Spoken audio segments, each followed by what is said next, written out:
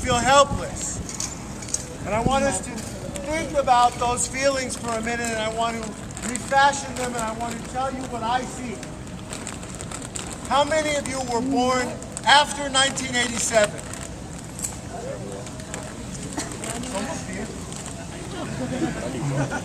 Pero somos veteranos también.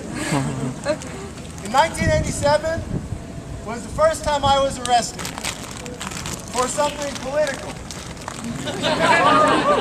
It was on Wilshire Boulevard outside the South African consulate.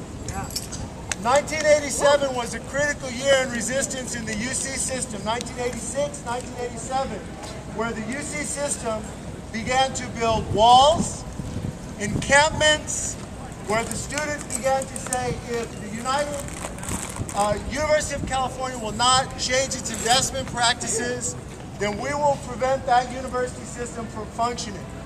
And the hammer came down, but the hammer bounced back up off of our hard little heads. So I've got to know a few people this year, Jose, Elizabeth, some of the other comrades, and I know that you people have hard heads. And our heads are harder than their hammers. So I just want people to know that, like we talked a couple of weeks ago, that for me this feels like a time, we don't think of the 1980s as a time that was very successful for political resistance. But it brought us the first intifada. It brought us an acceleration of the struggle against apartheid. It brought the war home in El Salvador. The Irish were doing what they do best, which is reminding the English that they're different people than they are. So all over the world we saw that resistance. You know, my father saw my party, he saw me running down the street carrying a TV. That was the second time I got arrested for something political. So I want everyone today, which is a day of our outrage, a day of our pain, to understand that what we're witnessing here is a transitional moment. Because it is true that the Israeli government has massacred, and not only Palestinian people, not only Arab people, but supporters with impunity.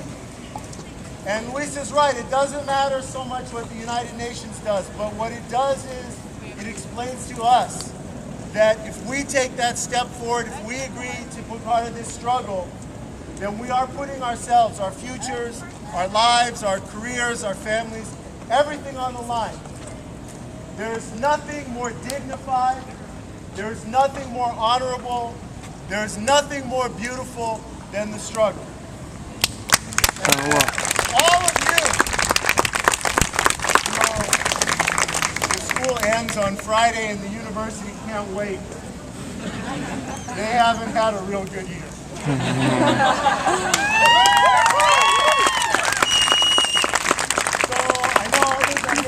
Their thoughts and all the things that they want to say. I just want to thank everyone again for teaching me that another university is possible, and teaching me that there are people here with capacity, with beauty, with love, with power, with rage, with all the things that it takes for us to become something different, something better, something stronger than we are today.